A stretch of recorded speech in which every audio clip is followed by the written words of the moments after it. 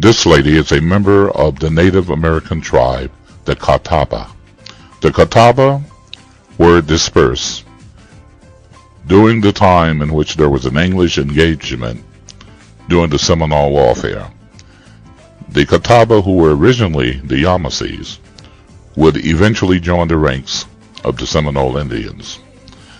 The following is a document from the Peabody Library at Harvard University, and it gives a description of how many saw the American native during the earlier times during the settlement of America. This document is from the Peabody Museum of Harvard University. It was written in 1848 by Konstantin Rafinesky to a J.H. McCullough. This is the first letter of a series of 4. It follows.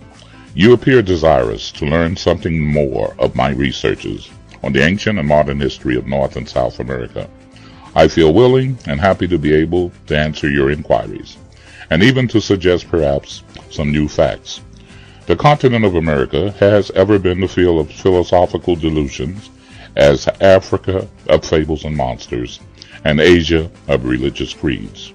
All the various systems and theories of monks and philosophers on the origin, climate, and inhabitants of America have been repeatedly destroyed by fact, and yet they find to this day many believers. To this day they speak and write of the red men of America, while there is not a red man, nor never was, in this continent. To this day do they attempt to separate the American languages from all others, while their roots and structures are exactly like many in the eastern continent. When we are led by systems or do not investigate and compare subjects in all their bearing, we are apt to fall into these delusive mistakes. But whosoever will take the trouble, as I've done, to compare the features, languages, religion, customs of all nations of the 5 parts of this world, Asia, Europe, Africa, Polynesia, and America, we will find, as I've found, that mankind is unity with many deviations of features, complexions, languages, religions, governments, civilizations, all derived from single primitive types of those effects and a common central focus. Dr. Rafinescu go on to say, the Native American Negroes, or Black Indians, have been seen in Brazil, Guyana, Caracas, Popayan, Chocho, North California, and some of them, each at the Auroras of Carazacamana, were black, but with fine features and long hair like the Jolops and Galas of Africa. Others in New California, latitude 32, called Estestros, or like the Hottentots or Tambukis, and many other Negridian tribes, not black but dark brown, yet complete Negroes with large thick lips, broad flat nose, and with hair crisped or curly. The Negro features belong to the form of the head rather than of the color, since there are in Africa, Asia, and Polynesia black, brown, yellow, olive, coppery, and even white Negroes. The American Negroes of Quaranca in Chocho, the great level plain 900 miles long, 90 miles wide, separating the Andes of South America from the mountains of Panama, were black and with woolly hair in 1506. They are mentioned by D'Angeria and all the early accurate writers. The last 2 travelers who have seen these Negroes are Stevenson, 20 years travel in South America, and he published his book in London in 1825, and Molian, who traveled in Colombia, who published his book in Paris in 1824. Stevenson says that the Indians of Manabai, comprising the districts of Amarotas and Rio Verde and Acacamas on the seashore or Popayan, are all Zambos and produced by a ship full of Negroes who came into the country before the Spaniards killed the former inhabitants, kept the women, and formed a mixed race.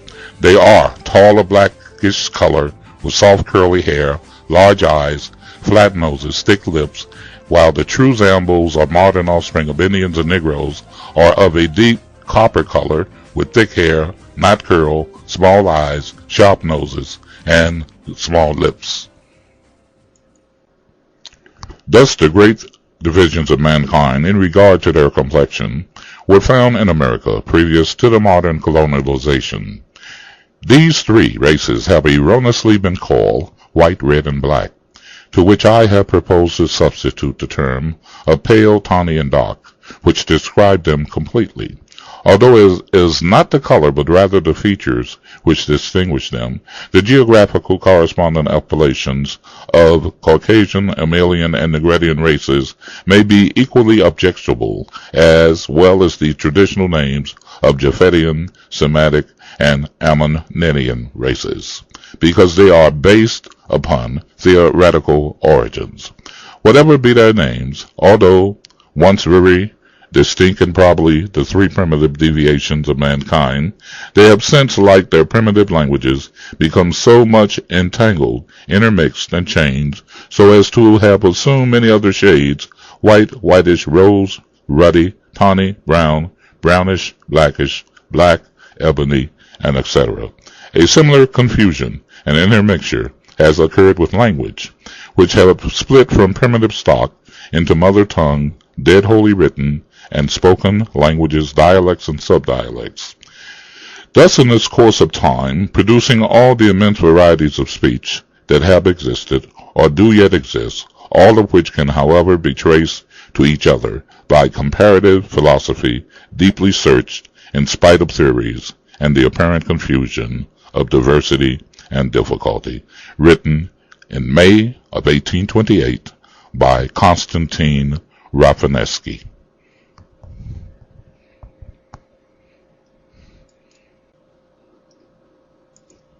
In 1790, the enumerators were told to tell race by skin complexion, as the record keepers assumed that the indigenous people of North America had all died or gone west. There had to be a category for these people that were left over. The category of convenience was free mulatto. Slightly more careful record-keeping used the alternative term free persons of color when classifying. As land on the eastern shores were taken from the indigenous people of North America, the statute of free persons of color changed to colored in the 1800s. Also, in those census records, census takers were told to list Mexicans or Hispanics as white. Through racism and land theft, the darker-skinned people were presumed to be enslaved African. Looking at the historical records of Europeans and their descriptions unveiled the fraud of this perception. In 1619, John Brown, the first English explorer, described the color of the people. When he landed on the eastern shore of America in Jamestown, Virginia, he described Powhatan, the Algonquin chief he had encountered, to look more like a devil, he states, with some 200 or more men as black as himself.